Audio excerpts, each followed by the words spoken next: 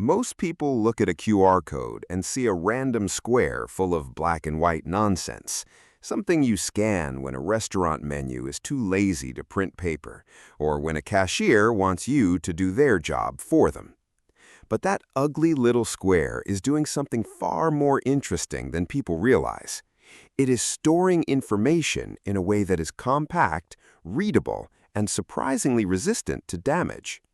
And once you understand how it works, the whole thing stops looking like a random pattern and starts looking like a tiny machine built out of geometry.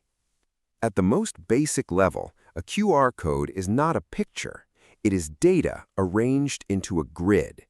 Every black square and white square is part of a coded system, and the layout is designed so a scanner can read it quickly from almost any angle. That is the first big difference between a QR code and something like a barcode. A barcode is mostly one-dimensional. A QR code is built to hold information in two dimensions, which means it can store far more data in a much smaller space. It also means the code can still work even if it is rotated, partially damaged, or printed in a messy way that would break simpler formats. The reason that works is because a QR code is not just data, it is data plus structure. The code has specific markers built into it that tell the scanner where to start, how to orient the image, and how to read the rest of the pattern. Those three corner squares you always see are not decoration, they are orientation anchors. They tell the scanner this is the top, this is the left, and this is how the rest of the pattern is arranged. Without those markers, the scanner would not know how to interpret the grid. So the code is not only storing information, it is also teaching the scanner how to read it. And that's where the first layer of hidden engineering shows up. A QR code is designed to survive imperfect conditions. It might be printed crooked, it might be slightly blurry, it might be on a dirty sign and bad lighting. It might even be partially scratched or covered. But the system still works because a QR code includes error correction. That means extra data is built into the code specifically to help reconstruct missing pieces if part of the pattern is damaged. So even when the surface is broken, the information underneath can often still be recovered. That part alone is already smarter than most people assume, because the code is not just a static pattern, it is a pattern with backup memory built in.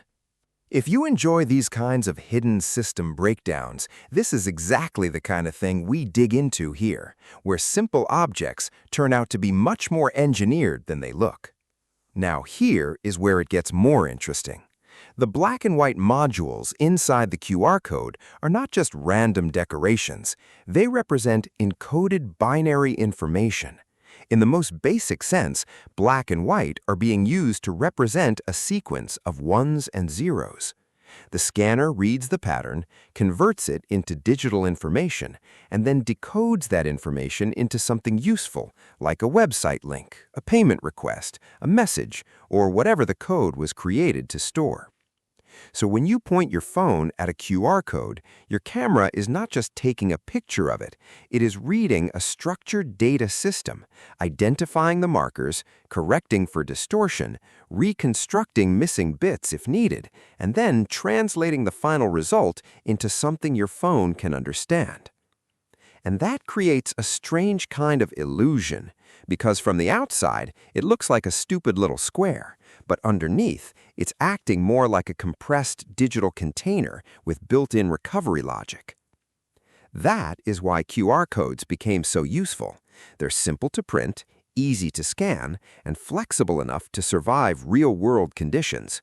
You can put them on posters, packages, signs, receipts, screens, stickers, or even badly lit surfaces, and the system still has a decent chance of working. It does not need a perfect setup, it only needs enough readable structure for the scanner to rebuild the message. Which is why QR codes are everywhere now.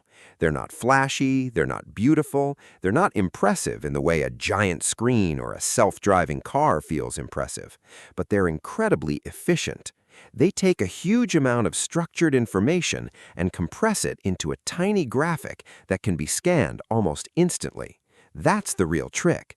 Not that they look complicated, but that they're simple enough for humans to ignore, while still being smart enough to survive damage.